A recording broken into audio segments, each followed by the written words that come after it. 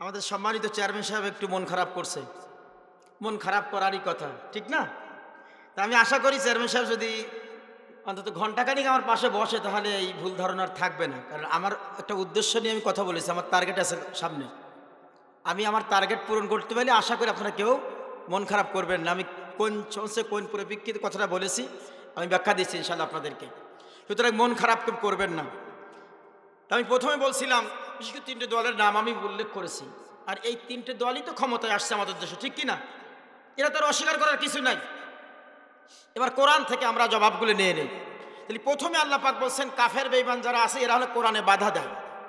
এই কোরআনুল কারিমে যারা বাধা দেবে, তাই সে জামাত ইসলামের লোক যদি দেয়, চরমনা যদি দেয়, তবলিগে যদি দেয়, আর আমলিগ হোক, বিএনপি হোক, জামাত ইসলাম যাই হোক, কোরআনে যারা বাধা দিবে আল্লাহর দৃষ্টিতে আল্লাহর ফতোয়া অনুযায়ী তারা কাফেরদের দলভুক্ত হবে কি হবে না আপনারা বলেন?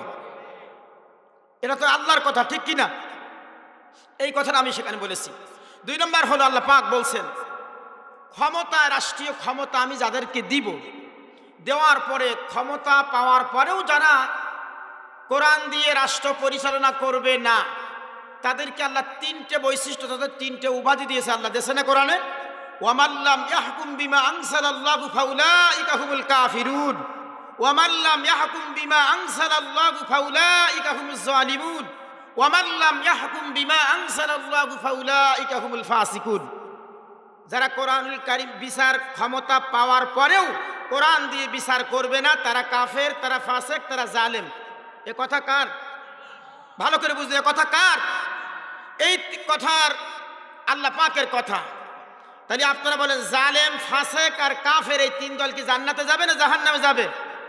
কোরআনে আয়াত আছে না নাই? স্পষ্ট আয়াত, জালেম, মুনাফিক, কাফের এরা উভয় সবাই জাহান্নামে যাবে। কথা কান ঠিক কিনা? এই দলের ভিতরে যারা থাকবে তারা অবশ্যই এই দলভুক্ত হবে, কি ঠিক কিনা? এই পরিপ্রেক্ষিতে আমি কথাটা বলেছি। এখন আসেন, এই 3টে দল তোর ক্ষমতায় ছিল, যেই কারণে আমরা এই 3টে দলের কাছ থেকে কোরআনুল কারীমের দিয়ে একটা বিচারও আমাদের দেশে এই দীর্ঘ 53 বছর স্বাধীনের বছর হলো না, এই দেশে পরিচালিত হয় নাই। তাহলে আমরা যারা এই দলের সাথে সম্পৃক্ত আছি তারা আমরা সবাই এদের দলভুক্ত হয়েছে কি হয় নাই? সবাই এই কিন্তু জালেম, ফাসিক আর কাফেরকে দলভুক্ত হয়ে গেছে। আমরা যে অবস্থায় আছি, আমি কিন্তু বলেছি এই অবস্থায় যদি আমাদের মৃত্যু হয় তাহলে নির্ঘাত আমাদের জাহান্নামে যাওয়া লাগবে, কি ঠিক কিনা? কারণ আমরা শুধু মুসলমানের ঘরে জন্ম নিয়ে মুসলমানিত্ব দাবি করি, নামাজ পড়ি, রোজা রাখি, হজ করি, জাকাত দেই, জিকির করি, তালিম করি, দান সদ্দা করি, গুনে গুনে 10-15টা ভালো কাজ করি আমরা, কি ঠিক কিনা? গুনে গুনে 10-15টা ভালো কাজ করি আমরা। কোরআন থেকে 10-15টা ভালো কাজ নিয়েছি, কিন্তু কোরআনুল কারীমকে 10-15টা বিধান দেছে না 5টা শরীয়তের বিধান আছে। এই 5টা শরীয়তের মৌলিক বিধান সে আমি হোক আর যেই হোক, যারা মানবে না তারা ইমানদার না। এরা ডাইরেক্ট আল্লাহর কথা। ইমানদার পরিপূর্ণ হতে হলে, জান্নাতি হতে হলে আমাকে আপনার পরিপূর্ণ এই কোরআনুল কারীমের বিসমিল্লাহর বা থেকে মিনাল জিন্নাতি ওয়ান নাসের সিন পর্যন্ত গোটা কোরআনুল কারীমের ভিতরে আল্লাহ যেটা দিয়েছেন এটা আমাকে মাথা পেতে মেনে নিতে হবে। আর তাই আমার পক্ষে যাক আর আমার বিপক্ষে যাক, কথা বলেন ঠিক কিনা? এখন আমরা যারা আছি এই দেশে, এই 3 দলের বাইরে তো আর কেউ নেই, তাহলে আমরা কি পরিপূর্ণ কোরআন মানতে পেরেছি বলেন? এখন আল্লাহর কাছে জিজ্ঞেস করেন, আল্লাহ যারা পরিপূর্ণ কোরআনুল কারীম মানবে না তাদের শাস্তি কি হবে, তাদের ঠিকানা কোথায় হবে আমরা জানতে চাই।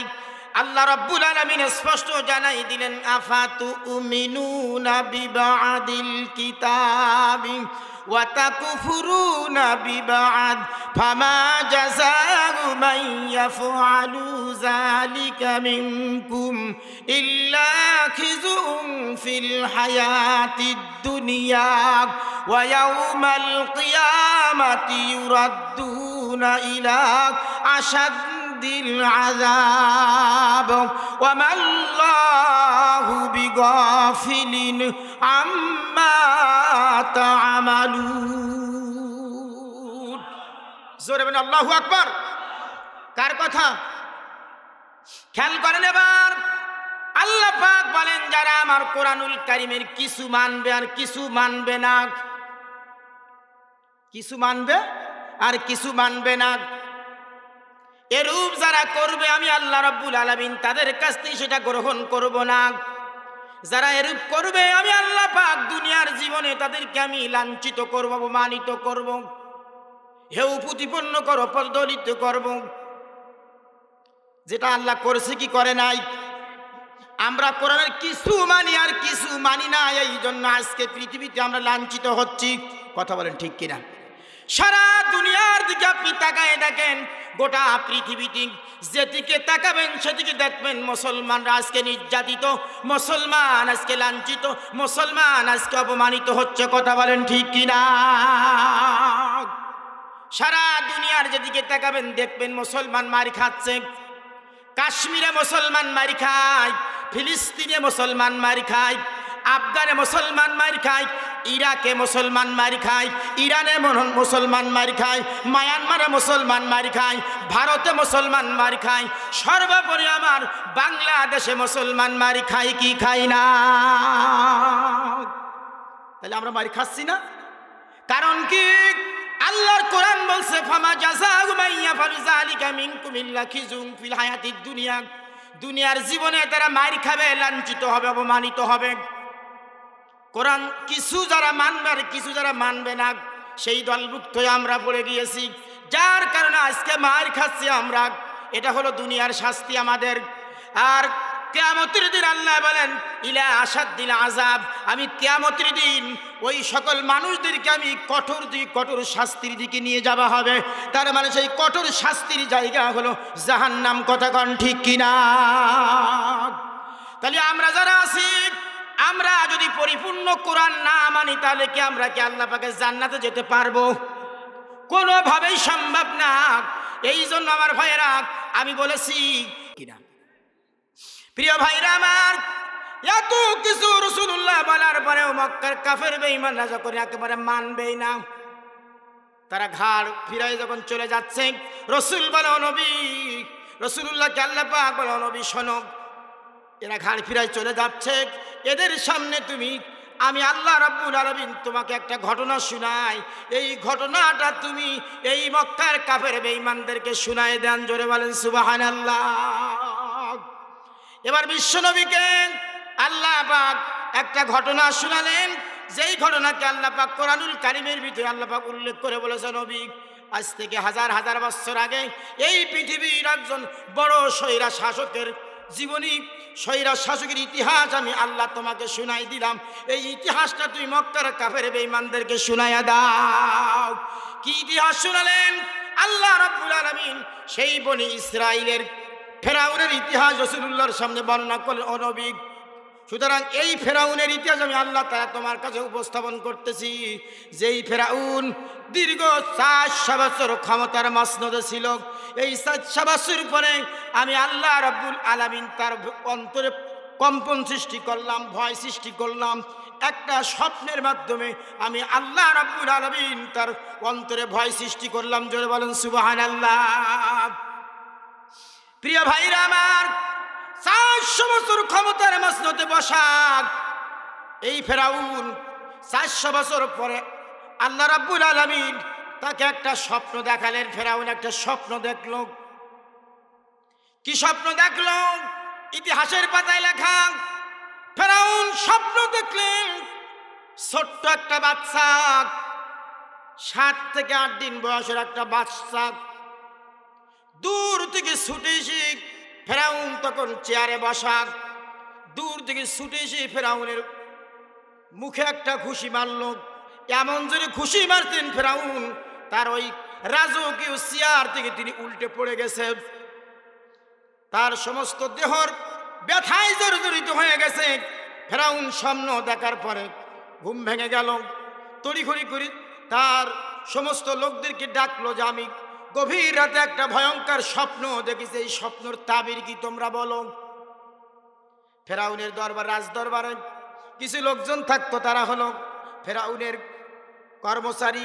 ফেরাউনের টাকা পয়সা খেয়ে তারা ওখানে চলাফেরা করত, ওরা দায়িত্ব পালন করত। এদেরকে কোরআনের ভাষায় আহবার এবং রুহবার বলা হয়েছে। এই কিন্তু রাষ্ট্রীয় কিছু আলেমদেরকে রেখেছিল। এদেরকে ডাকলেন ফেরাউন, ডেকে বললেন তোমরা একটু গণনা গুনে বেছে দেখো এই স্বপ্নের তাবির কি। কাছে বলল এটা কোনো সমস্যা নাই। কিন্তু জ্যোতিষী যারা ছিল তারা স্বপ্ন তাবির করে মন খারাপ করে ফেরাউনের সামনে যে বলে, বাদশা নামদার, এই স্বপ্ন ভয়ঙ্কর স্বপ্ন, এই স্বপ্নের তাবির খুব ভালো না। বলে কি এর তাবির কি? বলে আমরা তাবির দেখতে পাচ্ছি অল্প কিছুদিনের ভিতরে এই বনি ইসরায়েলের ভিতরে একটা সন্তান জন্ম নিবে, যেই সন্তানের হাতে আপনার ক্ষমতা চলে যাবে, আপনার জীবনে চলে যাবে, শেষ পর্যন্ত আপনাকে লোহিত সাগরে ডুবে মরা লাগবে। ফেরাউনের মন খারাপ হয়ে গেল, ফেরাউন ভয় পেয়ে গেল। কারণ 400 বছর ক্ষমতার চেয়ারে বসা, এই চেয়ারের প্রতি তার মহাব্বত কম না বেশি? ভালোবাসা প্রেম প্রীতি কম হয়েছে না বেশি হয়েছে? আমার ভাইরা, ফেরাউন 400 বছর যে চেয়ারে বসেছিল, চেয়ারের প্রতি এতটা মায়া মহাব্বত ভালোবাসা যে ফেরাউন এই চেয়ার থেকে নামতেই তিনি কোনোভাবে রাজি না, যার কারণে ফেরাউন ভয় পেয়ে গেল। এবার ফেরাউন আইন জারি করে দিল, আজ থেকে যারা এই সমাজের ভিতরে জন্মগ্রহণ করে তাদেরকে তোমরা হত্যা করে ফেলবে। অভিযান শুরু হয়ে গেল আমার ভাইরা। মারতে মারতে দীর্ঘ 1 বছর অভিযান চালানো। চালানোর পরে 80,000 বনি ইসরায়েলের নিরপরাধ সন্তানদের জবে করে ওই নীল দরিয়ায় তিনি ভাসাইছিল, শুধুমাত্র 400 বছরের ক্ষমতা ধরে রাখার জন্য। কথা কান ঠিক কিনা? ক্ষমতার চেয়ারে থাকার জন্য নিরপরাধ বনি ইসরায়েলের 80,000 নিরপরাধ শিশু সন্তানদেরকে হত্যা করেছিল ফেরাউন। আমার ভাইরা, ওই ফেরাউন আর আমাদের দেশের ফেরাউনের কোনো পার্থক্য আছে? এরাও ক্ষমতা ধরে রাখার জন্য হাজার হাজার নিরপরাধ মানুষকে গুম করেছে, খুন করেছে, ফাঁসি দিয়েছে। কথা বলেন ঠিক কিনা? পাখির মতন গুলি করে মেরেছে। উদ্দেশ্য একটাই, ক্ষমতা যেন হাতছাড়া না হয়। প্রিয় ভাইরা আমার, 80,000 যখন মারা হয়ে গেল, 3 বাহিনীর প্রধান এসে ফেরাউনের সামনে অস্ত্র ফেলে দিল। বলে এই দেন অস্ত্র, আমরা আর পারবো না। তোমার কথা শুনে তোমাকে ক্ষমতা রাখতে যে আমরা নিরপরাধ 80,000 মায়ের বুক খালি করে দিলাম, আমাদের দ্বারা আর সম্ভব না। আমরা আর একটা নিরপরাধ মানুষের কল্লা আমরা কাটতে পারবো না। ফেরাউন বলে, এবার একটু গুনে বসে দেখো, যার উদ্দেশ্য মারার জন্য এতগুলো মানুষ মারলাম সে মরছে কিনা। গণকটা আবার গুনে বেছে দেখে, না, সে তো মরে নাই, সে তো ভালোভাবেই পৃথিবীতে জন্মগ্রহণ করেছে এবং ভালোভাবেই আছে। প্রিয় ভাইরা আমার, ওই ফেরাউন ক্ষমতায় টিকে থাকার জন্য মুসা আলাইহিস সালামকে মারার জন্য তিনি এত নিরপরাধ মানুষ মারলো, কিন্তু মুসা নবীকে মারতে পারে নাই। কারণ মুসা নবীকে বাঁচাই রাখছেন কে? আল্লাহ পাক মুসা আলাইহিস সালামকে বাঁচাই রাখছেন। আর আল্লাহ যদি কাউকে বাঁচাই রাখে, তাকে মারার মতন কেউ আছে পৃথিবীতে? মারে আল্লাহ, রাখে কে? রাখে আল্লাহ, মারে কে? সুতরাং আল্লাহ যাকে বাঁচাবে, পৃথিবীর কোনো শক্তি নাই তাকে মারার। কথা বলেন ঠিক কিনা? সুতরাং প্রিয় ভাইরা আমার, সুতরাং আল্লাহ আমাদের পক্ষে যদি থাকে, দুনিয়ার কোনো শক্তি আমাদের ক্ষতি করতে পারবে না। এটা বিশ্বাস রাখতে হবে। যেমন বিশ্বাস রেখেছিল জমানার পয়গম্বর মুসা কালিমুল্লাহ, তিনি বিশ্বাস করেছিল যে আল্লাহ যদি আমাকে বাঁচাই রাখে, তাহলে আমাকে কেউ মারতে পারবে না। আল্লাহ পাক তাকে বড় করলেন, আল্লাহ পাক তাকে হাতে শেষ পর্যন্ত ক্ষমতা দিলেন। ঠিক সেই ফেরাউন মুসা আলাইহিস সালামের হাতেই লাঞ্ছিত হলো। শেষ পর্যন্ত মুসা আলাইহিস সালামের জন্যই তাকে সেই লোহিত সাগরে ডুবে মরতে হয়েছিল। কথা